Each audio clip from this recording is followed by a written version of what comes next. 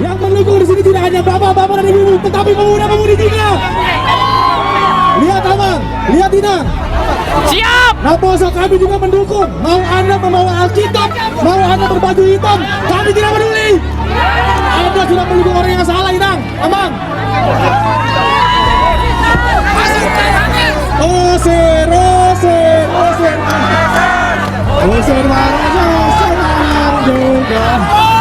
Oser pendeta yang tidak berpihak kepada SKE Porus yang cacat aturan. Para guru pendeta ini 500.000 dibayar untuk kembali pulang kalian. 500.000 harga kalian dari kembali pulang kalian.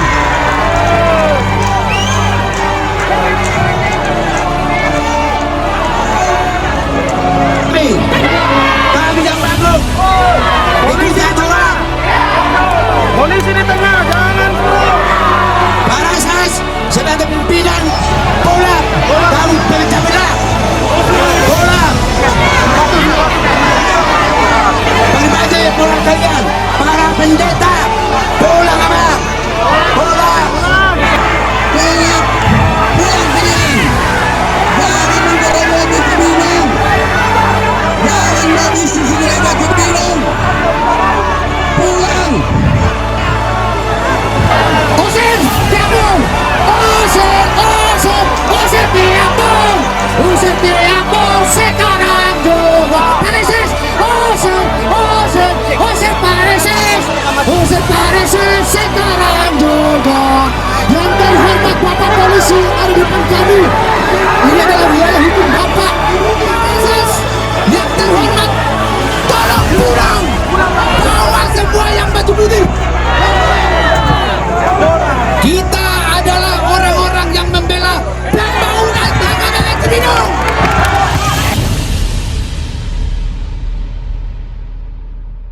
Shalom dan Horas, salam sehat untuk kita semua.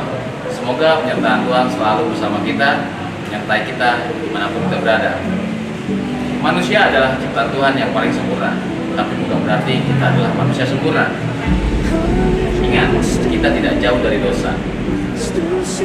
Tidak terasa setahun sudah berlalu kejadian si merah dan si putih.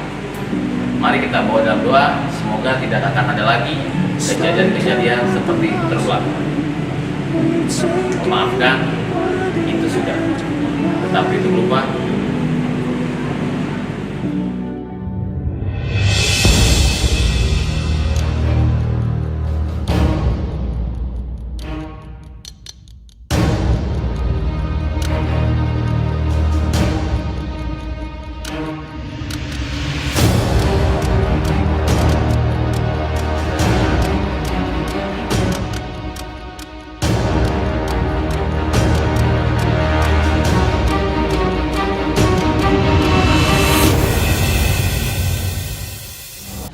Jadi kejadian pada saat itu saya melihat di mana banyaknya teman-teman di gereja dan di luar gereja dengan adanya perseteruan karena berbeda pendapat ya. Di situ kami melihat ya, kami begitu di dalam banyak yang di luar bisa menerobos kami sampai masuk begitu ya. Kami juga kurang paham kenapa kami yang begitu banyak, begitu besar bisa diterobos oleh segelintir yang kecil ya. Kami tidak tahu ya, sehingga terjadilah saya lihat sendiri dengan mata kepala sendiri bagaimana terjadi gontok-gontokan, dorong-dorongan, bahkan ada yang membawa alat-alat berat yang tidak pantas berada di gereja.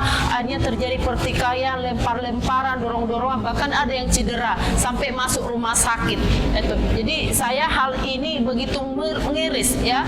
Saya menangis, teriak karena saya juga tidak bisa berbuat. Saya hanya bisa berdoa kepada Tuhan. Tuhan selamatkan kami karena kami yakin apa yang kami lakukan pada saat itu memang nyata benar ya, benar menurut kami karena kami memang melihat yang nyata hasilnya karena kami sebagai warga di sini merasakan semua apa yang dilakukan itu, apa yang menjadi perjuangan kami. Jadi dengan adanya kejadian itu, ya saya pribadi, ya saya yang punya agama. Tetapi hari ini saya tegaskan, saya katakan bahwa itu kami tidak mungkin melupakan kejadian itu.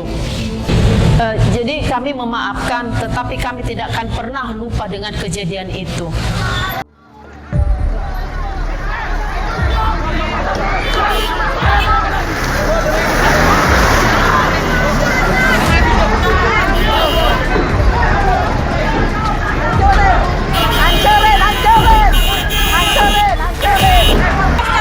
Pulang kalian. Pulang. Kami tidak terima. Pulang.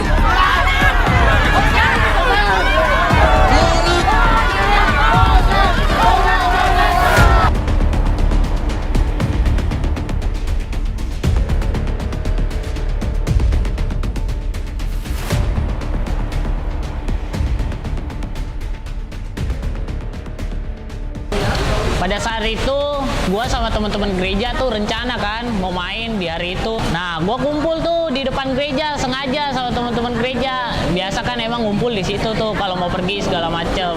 Kebetulan gue disuruh teman gereja bawa handycam buat dokumentasiin segala macem nanti di perjalanan kan.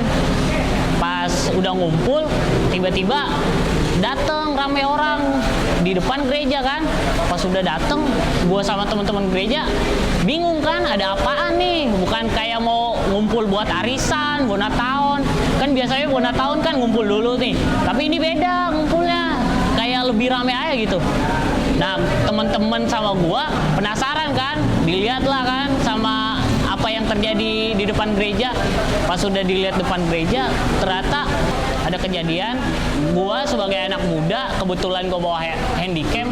Kan biasa nih anak muda kan semuanya di record lah, apalah segala macem kayak youtuber kan. Nah, gua mau mencoba kayak gitu tuh.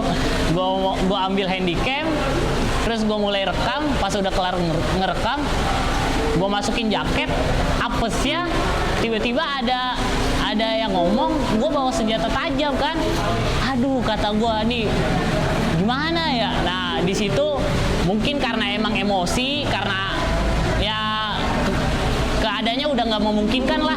Nah, pihak keamanan langsung ngerumunin gue dan mengamankan gue. Soalnya takut mungkin gue kenapa-napa. Karena kan kejadian itu penuh dengan emosi. Jadi pihak keamanan mengamankan gue ke tempat yang lebih aman. Nah, dari situ ya udahlah, mungkin kejadiannya udah lewat kan, saya juga udah memaafkan, tapi mungkin untuk kejadian itu saya nggak bakal bisa lupa. Salam damai.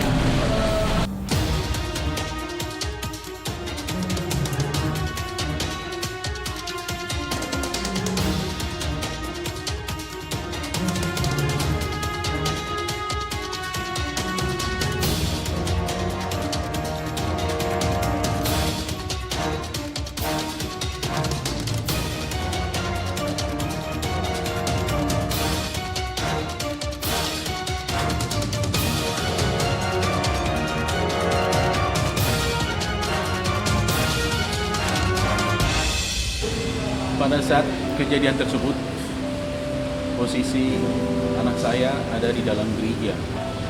Tujuannya memang mau mendokumentasikan kejadian di gereja kami, karena di luar gereja sudah banyak orang yang berkumpul dan berusaha untuk memaksakan diri supaya masuk. Dan memang di pagar samping gereja yang di Hair Lukman ada beberapa orang yang mau merusak tembok tersebut, dan itu ada bukti. Saya pikir si videonya ada, karena ada benda-benda tajam di situ, ada palu besar, ada linggis dan lain sebagainya.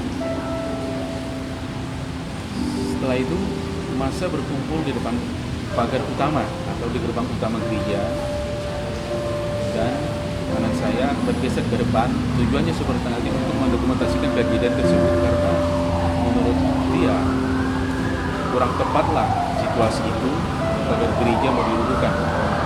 Pagar tersebut rubuh dan kaki anak saya terjepit.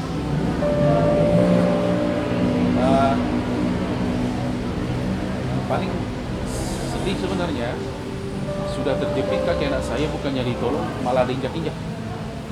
Untunglah ada beberapa jemaat yang ada di dalam untuk menolongnya sehingga dia bisa lepas dari jepitan pagar tersebut. Kalau tidak, ya mungkin bisa jadi anak saya jadi cacat seumur hidup. Tapi puji Tuhan, memang Dia waktu itu jari kakinya patah. Akhirnya harus dirawat di rumah sakit dan pasang pen. Butuh waktu 3 bulan supaya dia bisa sembuh secara fisik dan pennya dicabut. Tapi kejadian tersebut tetap membekas di kami keluarga, begitu juga dengan anak saya. Dan kami mungkin tidak akan lupa hal tersebut. Karena anak saya itu bukan seorang kriminal, bukan, tapi dia mempertahankan apa yang benar menurut dia. Sangat miris. Saya sebagai orang tua, karena melihat langsung kejadian itu, tapi tidak bisa saya tolong anak saya. Sangat miris. Hati siapa, atau saya pikir satu orang tua atau seorang bapak di dunia ini, gak ada yang rela anaknya bisa celaka tapi tidak bisa ditolong. Tapi karena masanya terlalu brutal pada saat itu, ya itu yang terjadi. Kasihan ya. Dan pasti kami terluka dengan hal itu, bukan cuma terluka fisik tapi hati juga terluka. Ya, tapi kembali tadi, kita harus memaafkan orang yang melakukan hal tersebut. Dan saya pikir saya sudah memaafkan. Tapi kami tidak akan lupa dengan kejadian itu. Harapan saya, jangan sampai lagi ada yang jadi korban untuk di kemudian hari. Cukuplah anak saya. Saya memohon dan meminta kepada pimpinan HKBP supaya arif dan bijaksanalah untuk menyelesaikan permasalahan yang ada di HKBP ini. Mohon kepada pimpinan kami untuk mendengarkan jeritan hati, perasaan kami yang selama ini terjolimi.